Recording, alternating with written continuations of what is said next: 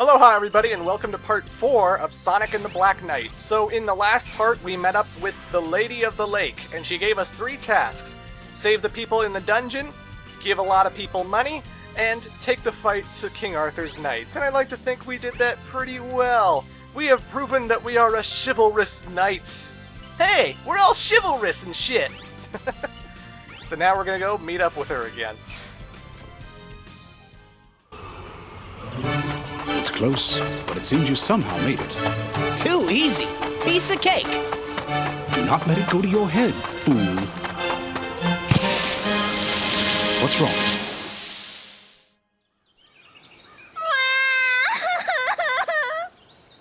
Hey, what's the matter? Are you lost or something? A great big dragon attacked my village. A dragon? It took my mommy and my daddy and everybody away.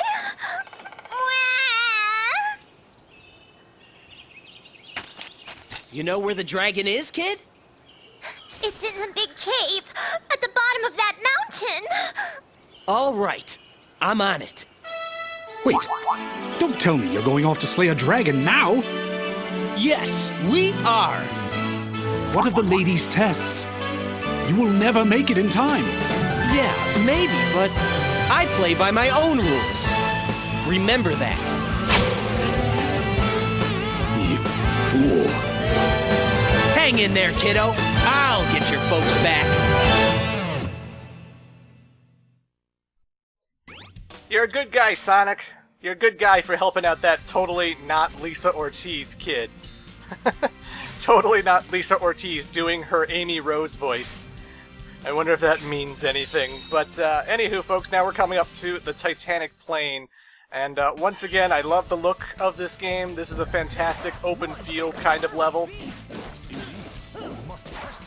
It just goes to show that, like, Sega is still dedicated to making Sonic the Hedgehog games look and sound great. Because whatever you think of the gameplay, generally Sonic games still have all the budget, you know? This is the game series Sega spends most of their time and money on.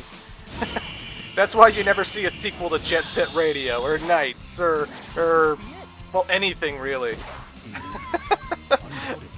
Like, shit, you think people are mad at Capcom for what they did with Mega Man? Like, God, have you seen how many Sega franchises aren't taken advantage of all the time? Good lord. But, I'm just getting off on a tangent. I just love the visual flair of this game. I love running through these open fields here in Titanic Plain, and the other thing I like visually over Sonic and the Secret Rings in this game is the actual story cutscenes, because now, this time around, the cutscenes have a hell of a lot more color to them. And, because back in Secret Rings, they were all done on this yellow paper, and so all the colors were washed out. You know, Sonic didn't look blue, he looked, like, dark gray. He looked black, you know? This time around, there's a hell of a lot more color, there's a little bit more room.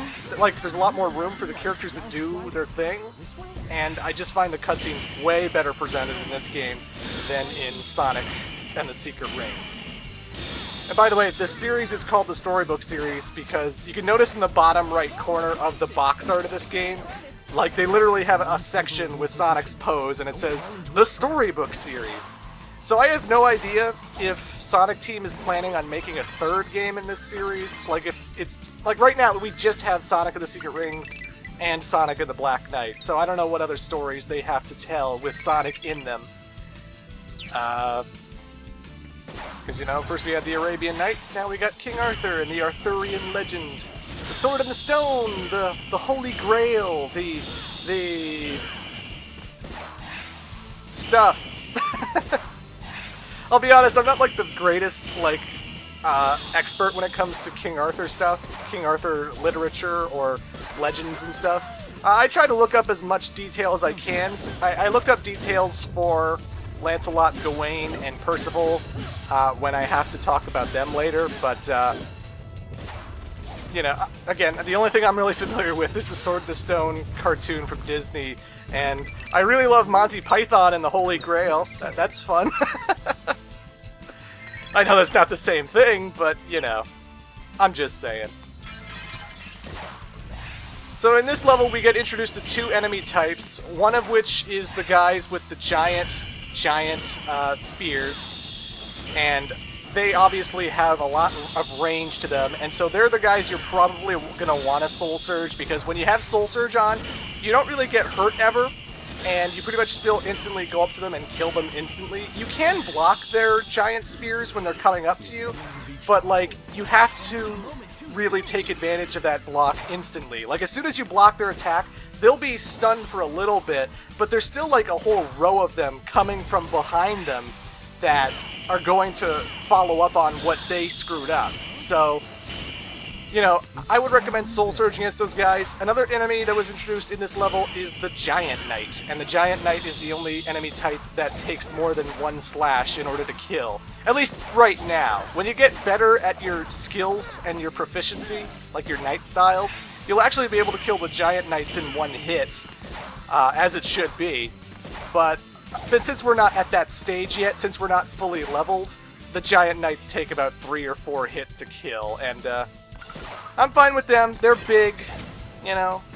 If the enemy is big, I don't mind having to hit them multiple times. It's just when it becomes a Sonic 06 problem where every enemy takes multiple hits to kill, that's when it gets friggin' annoying, and that's when all you're doing is just homing attack, homing attack, homing attack. Oh, this is fun. I'm gonna keep jumping into these black arm aliens because I can't just kill them in one hit. Yeah, this is fun. Ha ha ha. Ugh. It's Sonic. It's about being somewhat fast. Not always fast, but when it comes to killing enemies, yes, one hit, boom, done. That's just how I feel about the subject. But yeah, we're getting a whole bunch of items that actually change our qualities now. We're getting a whole bunch of stuff that can actually change how the gameplay operates, which is always swell.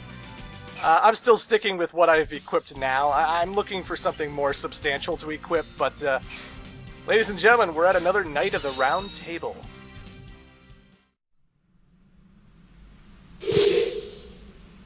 I don't suppose you're gonna let me by.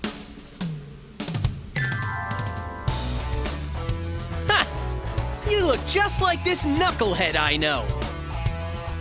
Ho! You dare mock Sir Gawain, Knight of the Round Table? An act most unwise, my friend. Wait! I'm not trying to pick a fight with you. I was heading to a cave to save some people from a dragon. Ah! You cannot fool me with your lies. No doubt you're after the dragon's treasure. Oh, man. You sound just like that knucklehead, too. Shut up! You have defied King Arthur.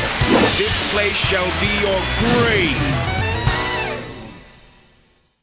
That saxophone! Say your prayers, you thieving brat.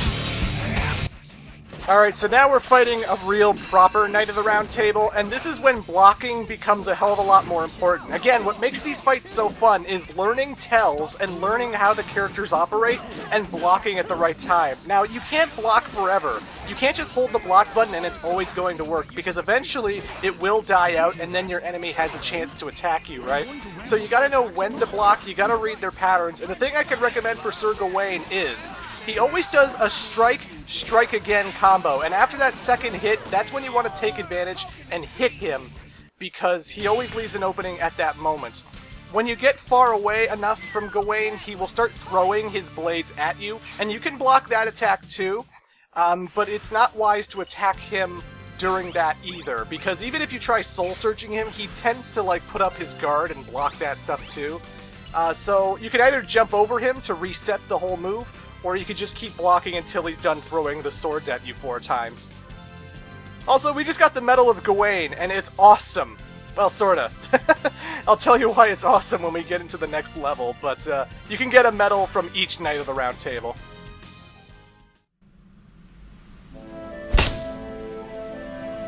To lose to a mere apprentice! I have been disgraced! Only death can remove this stain upon my honor.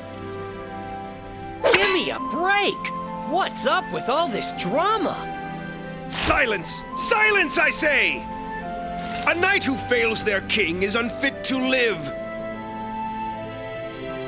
Isn't there more to being a knight than just serving a king? Huh?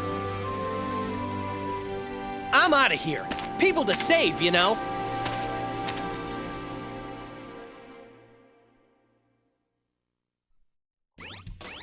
I appreciate the fact that Gawain still has Knuckles' Lego shoes. Even with armor and stuff, he still has like those Lego nubs where his feet should be, so that's always great. Titanic Plains Perfect Hit tutorial, that is optional, so I'm not going to do it. We already know how to do perfect hits anyway. Yeah! Was that kid talking about the area up ahead? Yes, indeed. And it appears the dragon following him lies through the What, are you scared or something?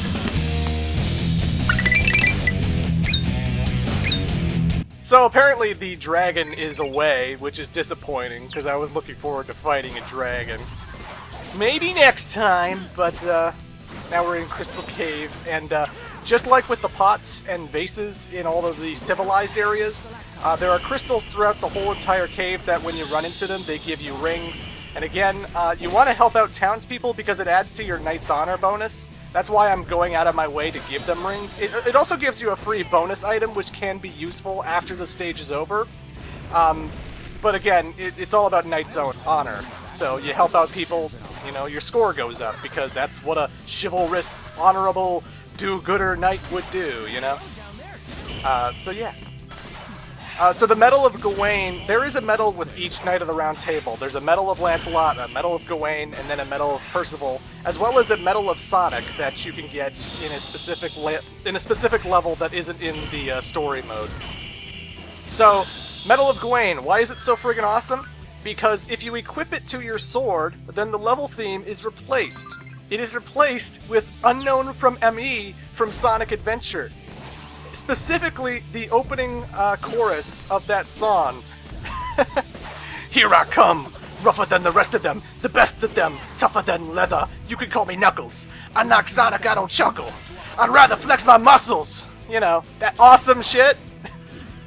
Free 100p, by the way. But anywho, the disappointing thing about that, though, is that that's kind of the only part of the song you get. You don't get the chorus, you don't get any of the other lyrics, it just keeps looping the opening over and over and over again. And again, that's my favorite part. That's the part I love singing all the time. But it is disappointing when you get these songs from these Knights of the Round, and you can't really get anything more than just like the opening few bits, you know? You want the full song. You at least want the whole thing to be looped, because then it gets a little bit too repetitive. We didn't get Medal of Lancelot from fighting Lancelot before. We could have, but the randomization screwed us. When you get the Medal of Lancelot, the song that plays during the stage will be All Hail Shadow by Crush 40 from Sonic 06. Specifically the chorus part, you know. All hail Shadow, heroes rise again! Bam, bam, bam. I love Sonic music, what can I say?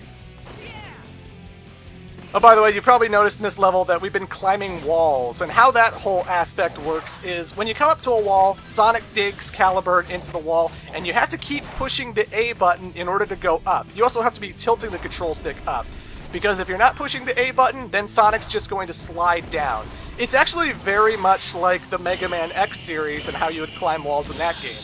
If you're not pushing anything, you'll just slide down. If you are constantly pushing the jump button, then you'll go up. You can actually tilt the control stick left or right during those segments to actually move Sonic left or right, so you're not just stuck in one vertical position. You can actually move to the left or right in order to pick up fairies and stuff, since fairies basically replace every single Sonic thing in the game. I'm not entirely sure why that is, but yeah. So, the Medal of Gawain's awesome. That's just something I wanted to mention, and that, ladies and gentlemen, is Crystal Cave. Again, there are civilians even in here. In fact, the whole point is to come here and save a whole bunch of people. That's why the kid was crying, so keep an eye out for them, give them rings to raise your Knight's Honor bonus. And now I'm a haughty squire! Yes, a haughty squire! By the way, titles actually give you extra bonus abilities too, so that's why followers and getting those in order to raise your title is actually important as well. The only problem with getting followers is you can't get the maximum amount of followers in one run-through, so it makes getting the maximum amount of followers very repetitive. But anywho, that was Crystal Cave. We will be rescuing more civilians in Part 5.